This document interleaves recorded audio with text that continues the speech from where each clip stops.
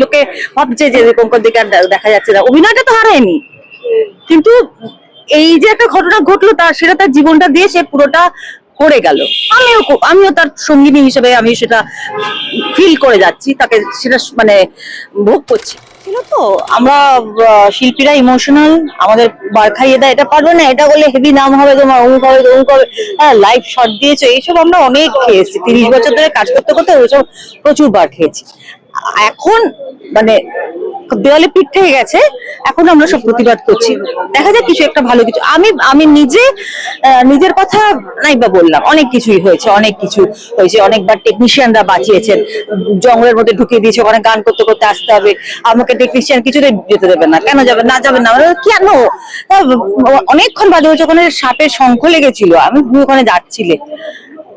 এইসব আমরা ফেস করে এসেছি। তো যাই হোক, এগুলো নিয়ে আমি বলছি না, আমি যেটা নিজে প্রতিদিন ঘরে ফেস করছি সেটা হচ্ছে দীপঙ্কর দে, তার যত বড় একটা অ্যাক্সিডেন্ট হয়েছিল ফান্দেপুরিয়া বাবার সময়, তিস্তা নদীর উপরে, ওখানে ক্লাইম্যাক্সের শুট, একটা এত বড় বোল্ডার এসে পড়েছিল পিঠের মধ্যে, পিঠ থেকে আর 1 ফুট উপরে পড়লে হয়তো স্পট ডেড হয়ে যেত,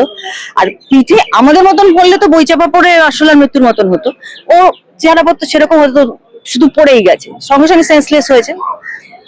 ওখান থেকে প্রাথমিক চিকিৎসার পর বাড়ি চলে এসেছে। এবার বাড়িতে এসে 1.5-2 মাস তিনি বেড রিডেন, তার যা যা চিকিৎসা এমআরআই হ্যান ত্যান সব করা হয়েছে, তখন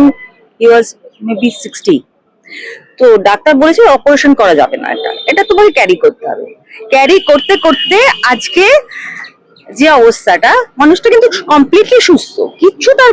সুগার প্রেশার সব বয়সে সবারই আছে, বাচ্চাদের থেকে হচ্ছে, সেই সব থেকে তার কোনো প্রবলেম নেই, কিন্তু সে কোমরের জন্য দাঁড়াতে অসুবিধা হয়, একসঙ্গে বেশিক্ষণ দাঁড়িয়ে থাকতে পারে না, একটু হাঁটতে গেলে লিম্প করে যাচ্ছে, আস্তে আস্তে কিন্তু মানে পেচ হচ্ছে, লোকে ভাবছে যে দীপঙ্কর দিকে আর দেখা যাচ্ছে না, অভিনয়টা তো হারায়নি, কিন্তু এই যে একটা ঘটনা ঘটলো সেটা তার জীবনটা দিয়ে সে পুরোটা করে গেল। আমিও তার সঙ্গিনী হিসেবে আমি সেটা ফিল করে যাচ্ছি, তাকে সেটা মানে ভোগ করছি। তো আজকে বলেননি দাদা সেই সময় এত বড় দুর্ঘটনা কোথায়, আর সবাই তো আর এতটা মিডিয়া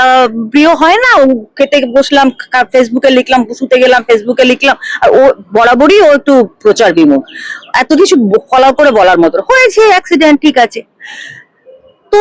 সেটা আমাদের এখন আজকের দিনে এই পুরোনো কাসুন্দি ঘেটে তো লাভ নেই, আজকের দিনে যেটা আমাদের বক্তব্য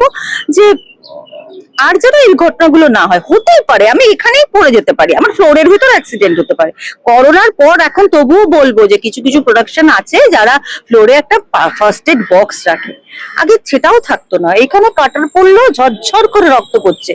কাঁধে পড়লে ভেঙে যেত, এখান দিয়ে এরকম করেছে, এখানে পড়েছে, একটা ডেটল পাওয়া যায়নি, স্পিরিট ওডিকোলন এসব লাগানো হচ্ছে, এইরকমও তো ফেস করে এসেছি আমরা, এইটা আর চাই না, এইটা থেকে বেরোতে চাই, এটাই আমাদের একমাত্র বক্তব্য, যেখানে সারাদিন কাজ করছি সেখানে এই সিকিউরিটিটা দরকার।